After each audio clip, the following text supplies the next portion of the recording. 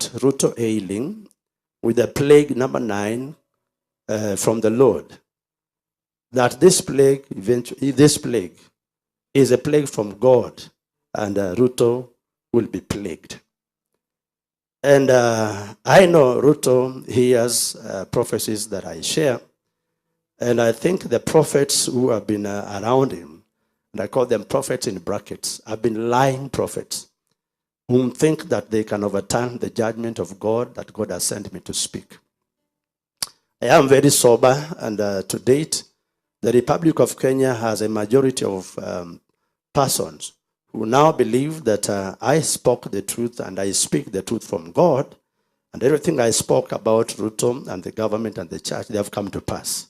So sober prophets know that my words are not lying words. My prophecies are not to be taken lightly or for jokes. And this vision comes in the wake of Ruto trying to please men. Yet he is dying. He is falling. God has judged Ruto. And so I saw him in this vision.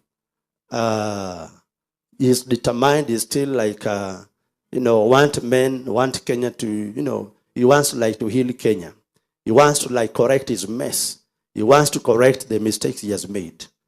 And he has that determination of trying to fix things because he's the one who messed. He has contributed to messing Kenyans' lives and messing up Kenya's economy. So Ruto feels indebted to men, indebted to Kenyans. But at the back of his mind, he has not made efforts enough to be right with God. So in that prophetic vision, I will see, and I will actually read his, God will have me see his heart, see and understand many things about him. That, yes, he has a burden for Kenya. And again, he's so much selfish about himself. He's so much full of himself. So he feels like he wants to please people. Apostle Paul tells us that we should not be people pleasers. We don't be men's pleasers. And so Ruto here is actually making effort, is so determined to please men. So in that vision of the Lord, I saw him sick. I saw him afflicted. And there is not a sickness called malaria or diarrhea where you can actually have medicine. This is an affliction from God. In the Bible, the kings of Judah and the kings of Israel, plus the king of Syria, we see kings that God afflicted. And the affliction of God led them to death. King Hezekiah escaped. He wasn't afflicted of God. The Bible does not tell us clearly whether King Hezekiah was afflicted by God, but he finished badly.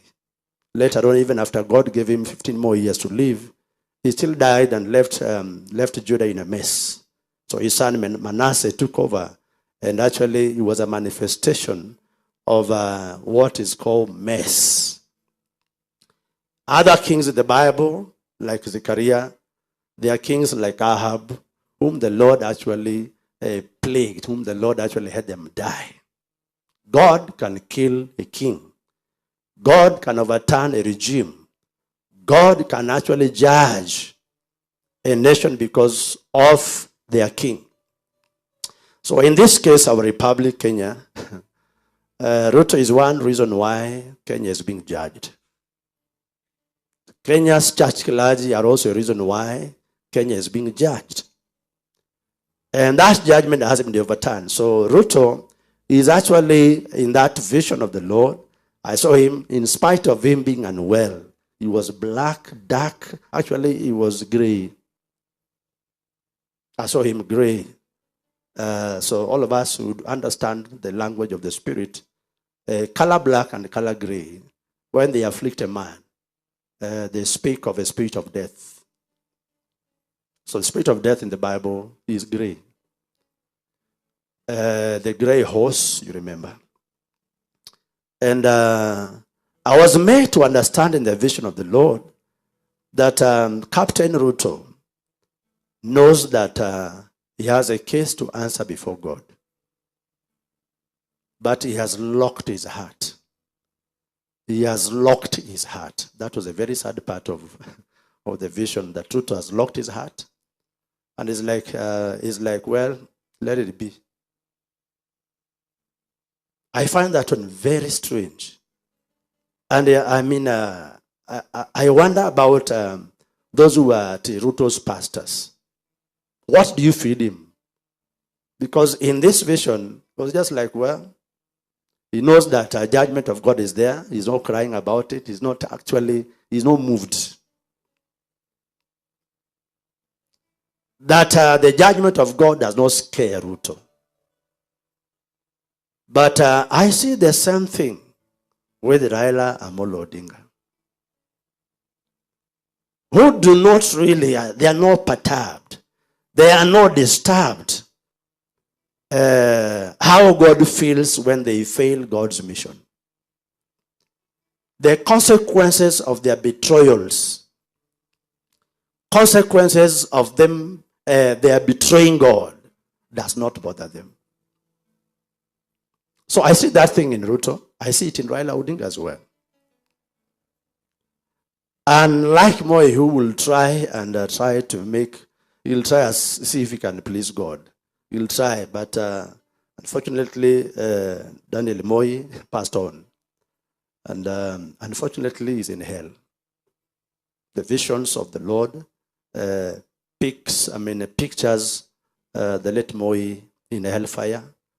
The late Kibaki, President Kibaki, also in hellfire.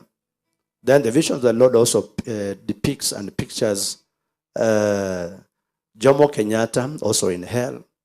And then also in the visions of God, Jaramogi Oginga Odinga is in hell. Now, these are Kenya's presidents. Also, Saitoti is in hell.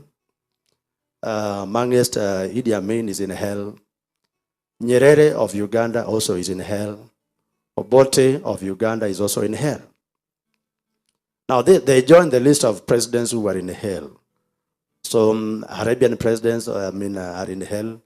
Muammar Gaddafi is featured in hell. Osama bin Laden is also featured in hell. And that is very sad. When we see how Syria's president lives. And him, actually, I've not seen anything about him yet. But he's a wicked one. And so today, both Uhuru and Ruto have not made amends of their lives. So it's very sad that Raila Odinga is a prince, because currently Raila Odinga is the one holding anointing that Ruto should use. And Uhuru also is holding on anointing that actually should benefit Ruto.